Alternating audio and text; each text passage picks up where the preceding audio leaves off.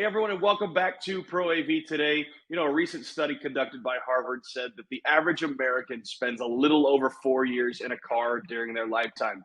Vehicles have become offices, Wi-Fi hotspots, dining rooms, gathering places, theater rooms, and even gaming hubs these days. And as user technologies continue to change, and as we expand technologies from TVs to laptops to mobile phones, the natural next step is our vehicles. And I don't know everything about the topic. So I said, look, I'm going to bring somebody on who's far more educated about in-car experience than I am. And that's Tomak Jakowski from 3SS.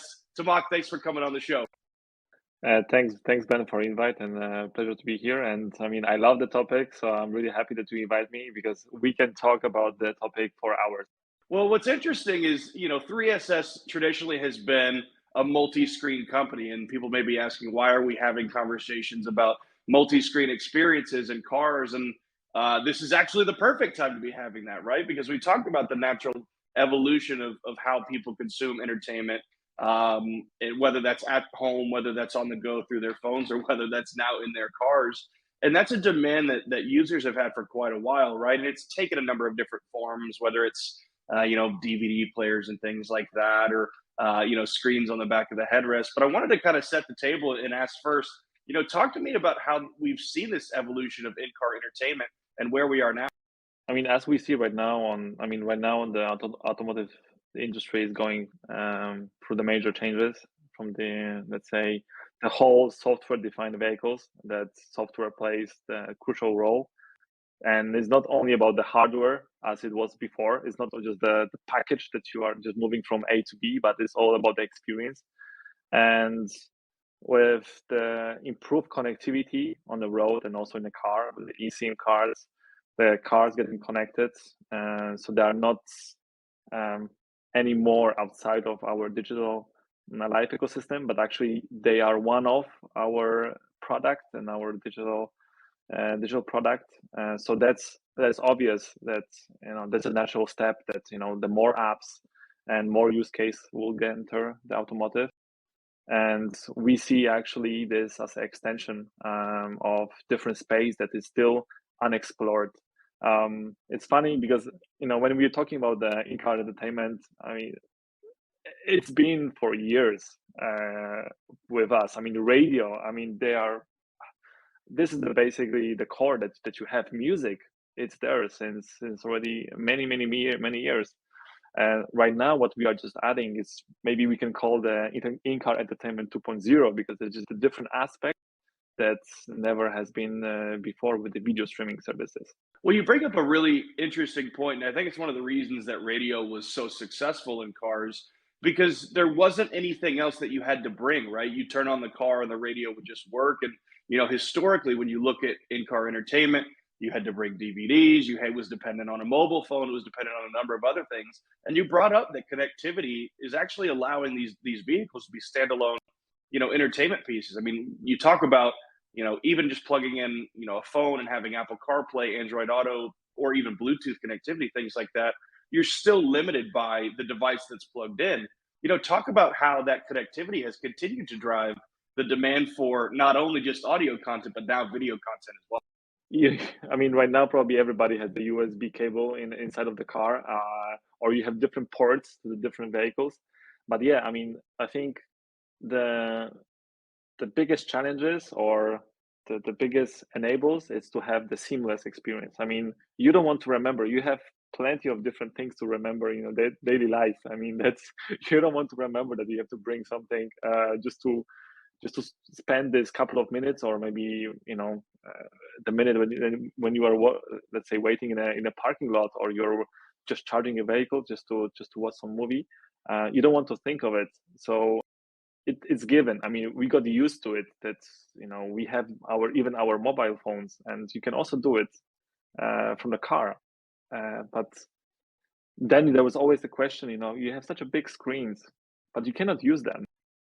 So yeah, connectivity brings a lot of use cases, and I think that right now there are quite interesting times with the 5G, and we already saw that there was many different attempts from the car makers to push the barriers I don't know. I mean, Tesla is one of the example. Polestar with the introduction of Android Automotive OS with embedded Google services. That's something that pushed the market, and I'm really looking forward to the future. What's going to bring. You bring up Tesla, and I think that's a great point because obviously they've been innovating on a number of different levels, not just on autonomous vehicles and EV vehicles, but actually on the in-screen entertainment, right? And obviously we've talked about audio a little bit being traditionally something that people have demanded in their in-car entertainment experience, but now we're seeing streaming. Now we're seeing gaming even on a certain level. Talk to me about some of the things that people are expecting in this next generation of in-car entertainment. I mean, the first thing that probably, it's pretty obvious, but you expect to have the same as you have in your living room. You don't expect to have different experience. I mean, if you have your account, and why not to have the same the same apps, the same experience, of course, with additional context, because you cannot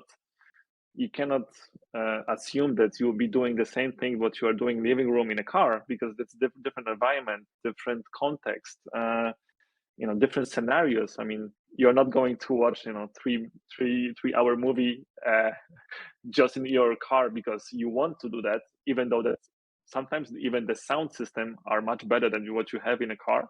If you ever sit down in a Dolby Atmos supported vehicle with a great sound system, oh, that's really mind-blowing. But I think that the biggest challenges is actually to bring the apps to the vehicle. And it might sound actually quite easy, but it's not. If you ever been in IBC, it is a trade show in Amsterdam. It's a huge trade show to show how to build entertainment solution. If it would be so easy, it would never exist. So there is a couple of things that you need to have in mind. I guess that one of the most important is that you need to provide standardized and actually quite flexible solution to port new application, because even I'm not using one video streaming service. I mean, I'm using at least three different ones, and just having one single video streaming service in a car is not enough, because you will not fulfill all the customer needs. Well, and that's a great point too, right? Talking about how the expectation is not only to have, kind of a gimmicky experience in a car, the expectation now is to have the exact same experience between your TV, your laptop, and your car and your phone, to where you can hit a button, you're already logged in, and you can watch say you're 25 minutes into an episode, being able to continue and watch that. And it's such an interesting point too. You talk about IBC and obviously NAB here in the States. you know, from a content creation perspective, these are conversations we've had for a long time, kind of spurred on most recently by, creating content specifically for mobile phones. But, as we're creating content in some cases for cars now, what are some of the things that you're seeing content creators and entertainment providers creating specifically for vehicles? I think that there was a lot of right now attempts to create something different for automotive, and I think that this, let's say, in-car video streaming app 2.0 is still on the way to go. I think there is a lot of things that the car is kind of the sofa on the wheels.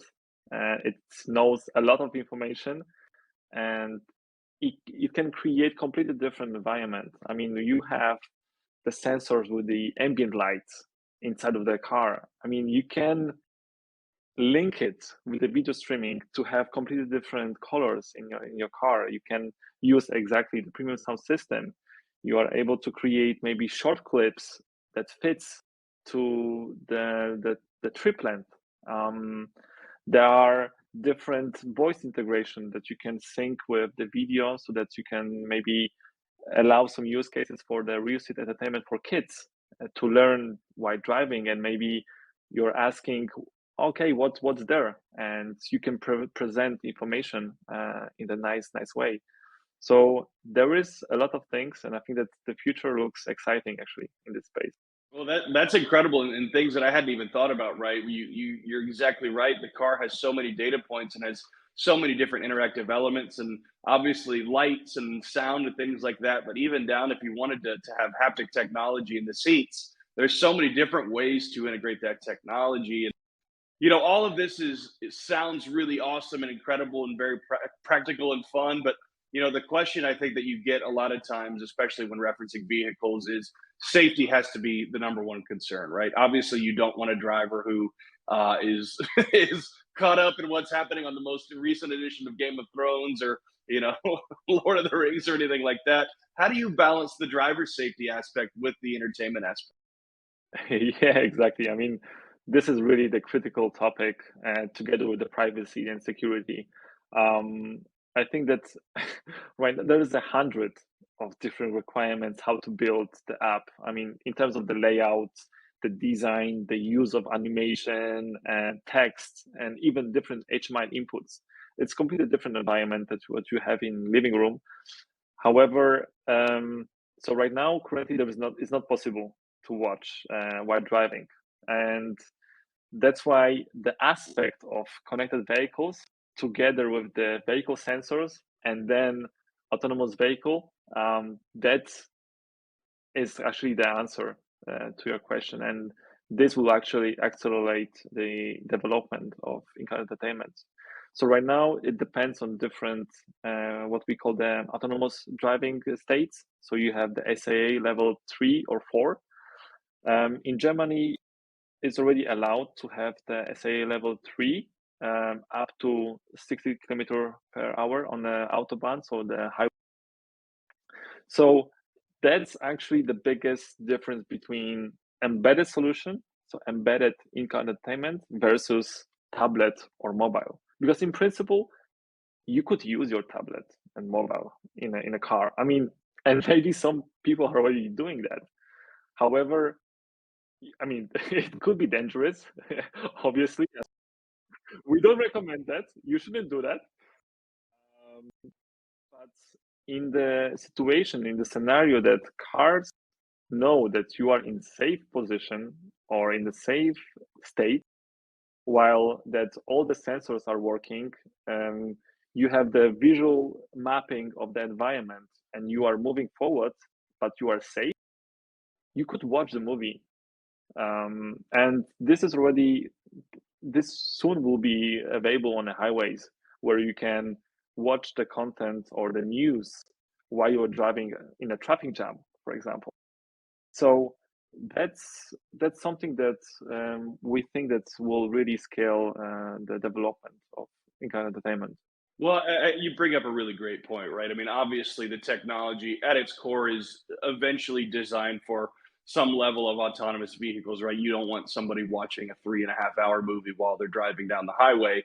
That's not practical and it's not safe. And one of the things that I think is interesting is it's you always ask for user feedback and things like that, and pretty much every user will tell you we want to be able to use everything all the time. But this is a great opportunity, obviously, for you guys and entertainment providers to work directly with the manufacturers to say, hey, we need to be able to cut this off. We need to be able to limit this. But obviously, when we get to the point of a little bit more autonomy in the driving capabilities, there's more flexibility from an entertainment perspective. But Tamaka, I wanted to give you a chance, really, before we wrap this show up, to talk a little bit about some of the great things you guys are doing over at 3SS. Obviously, coming out of a successful CES this year. You guys, it feels like you're touching a number of different verticals. Obviously, cars being one of them. But wanted to give you a chance to talk a little bit about the great stuff you have going on over Yeah. I mean, that was a great show and a lot of discussions.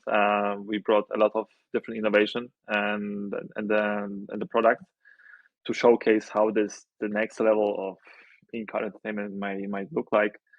And I think that one of the most important thing is that you need to provide the solution, and this is what we are doing with our Tree Ready product platform.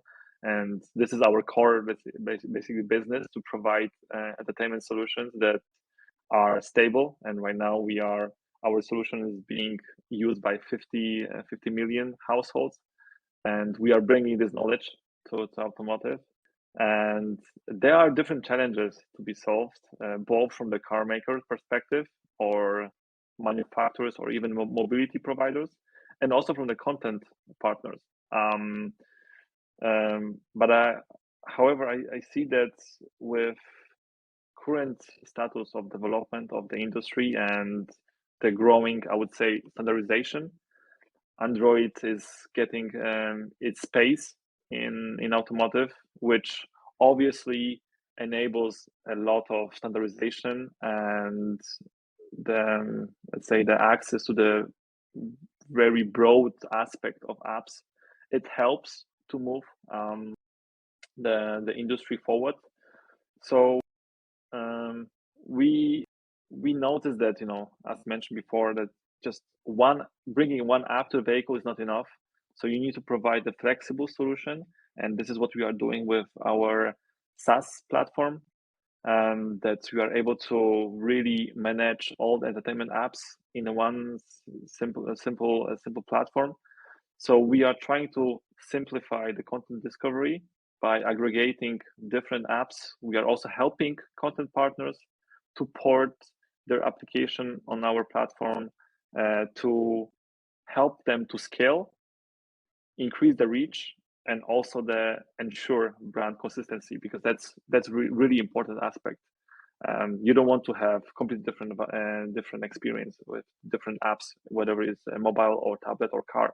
You need to have the same experience. So we have been doing this for many years for our pay TV operators, and right now we are bringing this knowledge to automotive.